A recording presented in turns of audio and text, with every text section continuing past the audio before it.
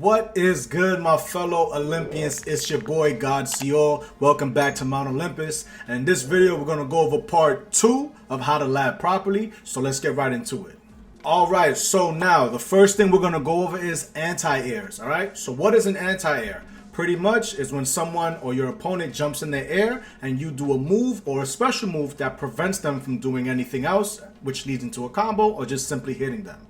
So now that you know what an anti-air is, we're going to go over some examples of how to practice anti-airs in the lab. Let's check it out right now. So the first thing what you want to do is you want to push that start button, and then you want to head down to this menu. You want to go to opponent type, you want to go to escape, and right where it says stand, you want to put jump forward. Then you want to go to practice setting, and you want to make sure that your fighter position is at default, because that pretty much gives you the neutral space, so it's a proper jump in. So once you do that, your opponent will be jumping forward. That's just how it's going to be. And what you want to start doing is the same thing in the first video. Just start tapping buttons and see what can actually hit him when you're in the neutral state, right? So I stand 3, I stand 1, doesn't really do too good, so let's keep that in mind. All right, that whiffs, that whiffs, that overhead whiffs. That down 3 works depending on the distance. All right. So now once you establish that, what you want to do is you want to start building a strategy as far as how to take the most possible damage when you snag your opponent out the air. Right. So now we're going to start incorporating special moves. You can start incorporating cameos. But I chose Raiden specifically because he has quite a few options to anti-air someone. And I also chose Reptile specifically because Reptile also, you can say, has an air move, an air special move, and I'm going to show you how to also overcome situations like that. So let's get right into it. So with Raiden, as you know, we have this special move here. This is a really good, it's active for really long, as you can see. So the next thing you want to start doing is trying to figure out, like, how can we add more to that.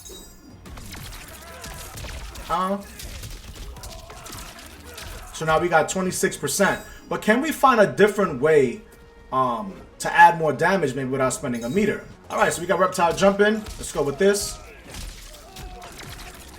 And that did 27% without meter, which is actually pretty good, right? So and that's just using that. So if we use this move, this is pretty much a one and done. Okay, maybe we could do something like that.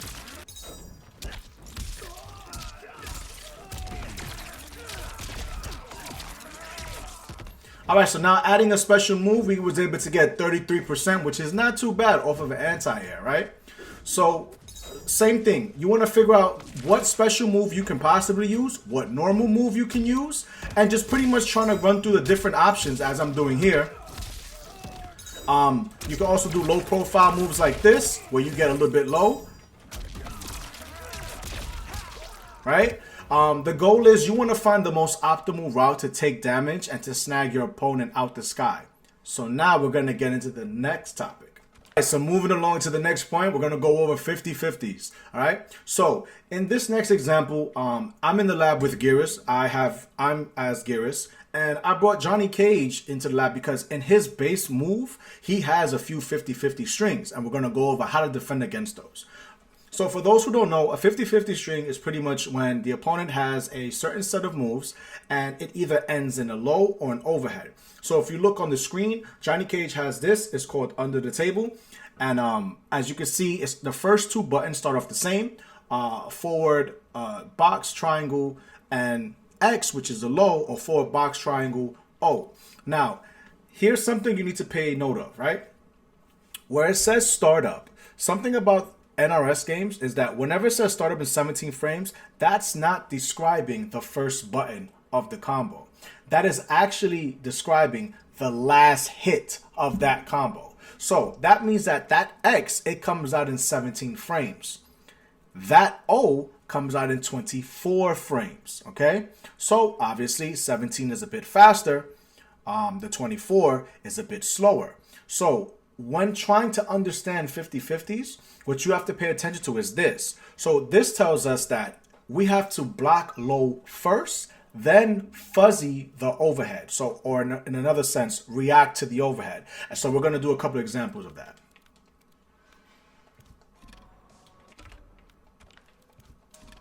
All right, so now we have our character in the lab. So the next thing what you want to do is you want to go back to opponent type and you want to go to playback recordings, right? So playback recordings, in case you haven't figured it out by now, this is going to be the main essential part in actually taking your labbing sessions to a deeper level. So for the first thing, what we want to do is we want to record the low string and then we want to record the one ending in the overhead. So that's what we're going to do recordings 1 and recordings 2 at. Let's give it a go.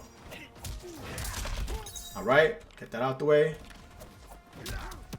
All right, so now that we recorded both things, what we want to do is just start running through them and reacting to them, right?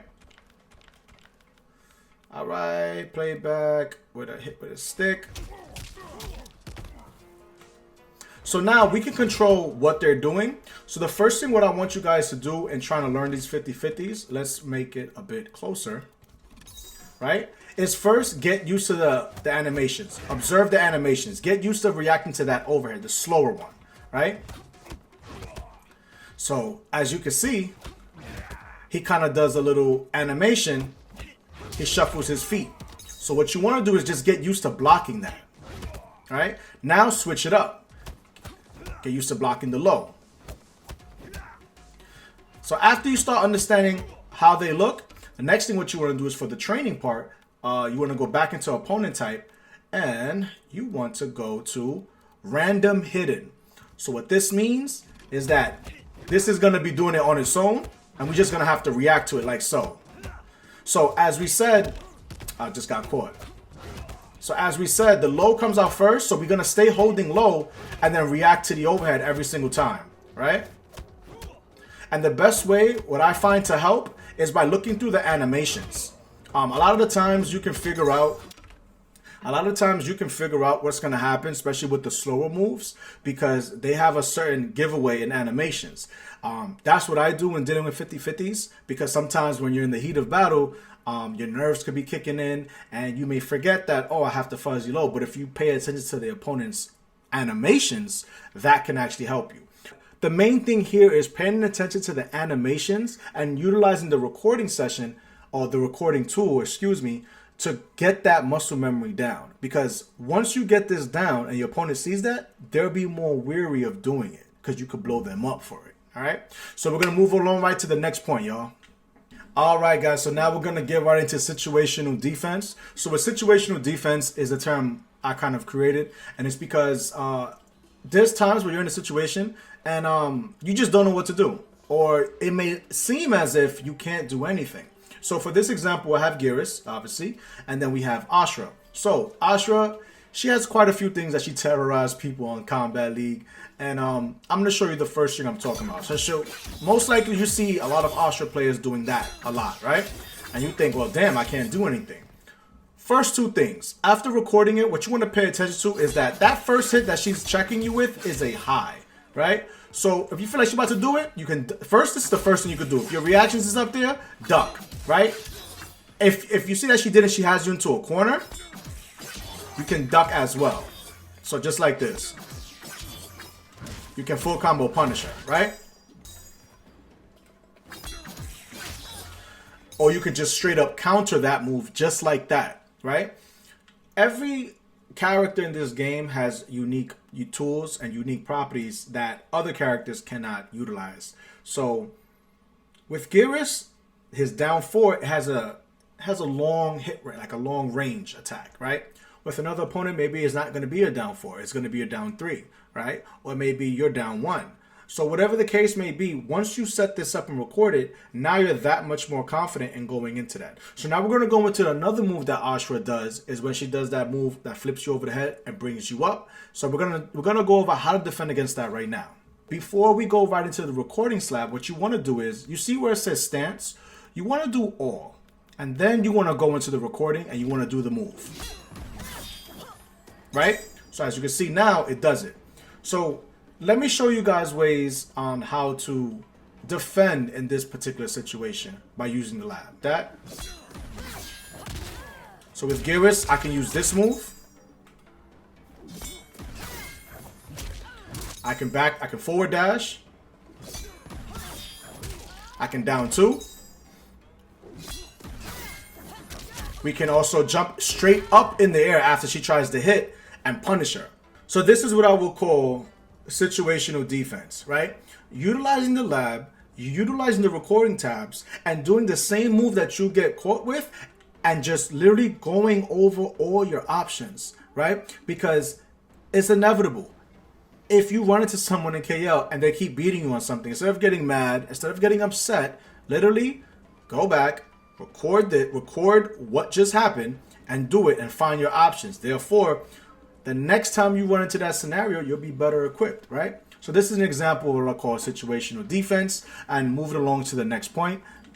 All right, so moving on to the next point, we're going to get into grab combos, okay? So grab combos is pretty much exactly what it sounds like. So certain cameos give you the ability to combo off of them, but it will cost some resource. So in this example, I have General Shao and I have Cybrax, right? So if we go into our move list and our cameo, yeah, actually it was right here. So you see where it says not over yet? So if we tap R2 at the right time, it costs 2 bars of meter, but it actually can do a pop-up. It looks like this. See that? So when you have a cameo that can do that, this is what you want to go over, right? You want to throw them, and you want to go over your best options, right? So for those of you that play Shao Kahn, that's actually my pocket character. He has quite a few different combo strings, but his best one to me is this, right? His 2-2. So, but being that he goes airborne, we're going to see if we can do an airborne combo into his main combo and see how much damage we can take, all right?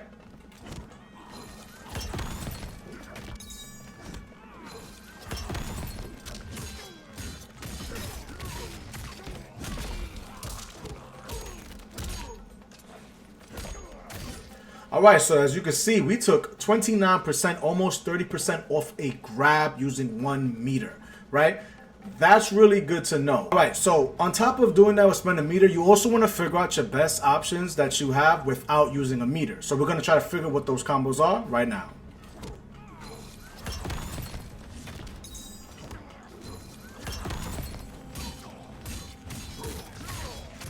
All right, that's one, 19%. Let's see if we could do another one.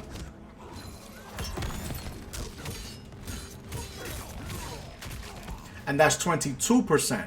So that's almost, you know, double that.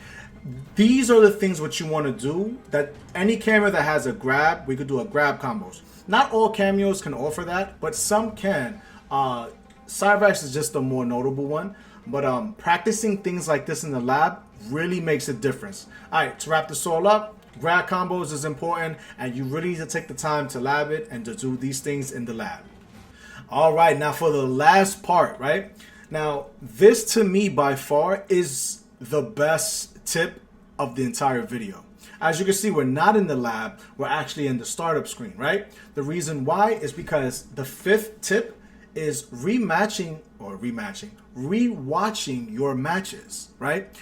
When you rewatch your matches, I want you to critique yourself. I want you to look at your losses and look at your wins. If you still, say if you won a match in KL and you just got by the skin of your teeth and you're like, oh, I still won.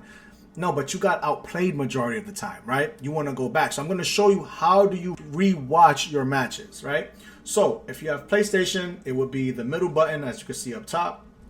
Then you want to go over here to career stats, and then you want to use the directional pad to go over until you see right here, replays. So when you go into replays, it's going to have, every time you're in a match, you're going to have, it's going to record all your matches, right? Even though I all have wins here, but let's see if we can find something where I kind of got beat up. Damn, this is kind of difficult. But, all right, let's just use an example with, let's use this Kenshi match that I went through, right? So you want to tap it, then you're going to watch, and then it's going to download and it's going to watch. So this is what you will want to do when you're rewatching your matches. As you can see on the bottom, it says normal speed, right?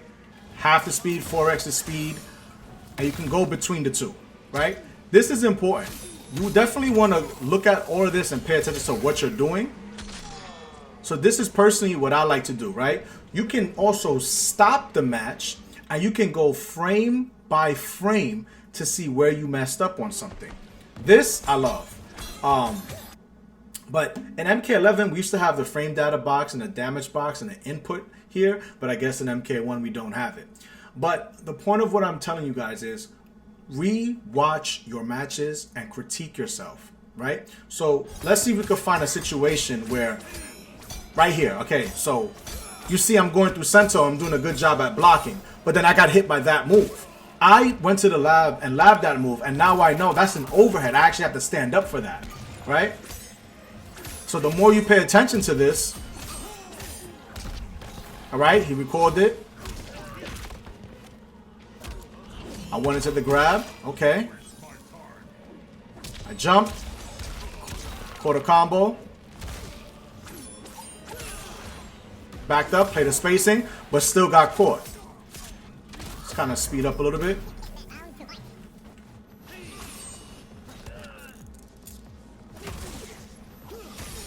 So as you can see here, I'm trying to keep my distance and only go in when I can catch him off guard, as I just did there. And I'm looking for things I could have done better. Okay, that was a good setup that I did. All right, he backstepped when I try to do a sweep. So that right there, I need to pay more attention to that next time around. All right, we're waiting for that. Being patient, I try to catch him, but it was just off by a little bit. As you can see, we're both trying to catch each other whiffing. All right. I got caught there. I hesitated and I should have punished better there. I did not use my cameo because I had no cameo, so I was unsafe. I should have paid more attention. We jumped over Sento, and now we got that win, right? This is what you should be doing. Observing your matches, critiquing them, and then asking yourself, if I'm in this particular problem, what are my best options?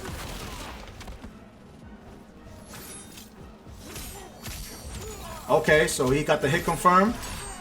I tried to do the rewind time, it did not work. I immediately went to hit him. I got my clocks ready. All right, we stopped getting hit from Sento.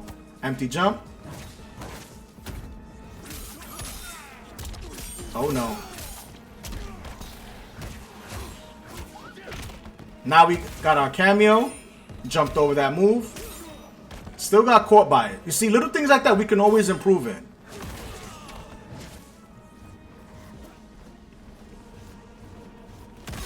All right, gauging the distance. He tried to go for a raw fatal. What did I do right here? I think I had no way to punish at that range. All right.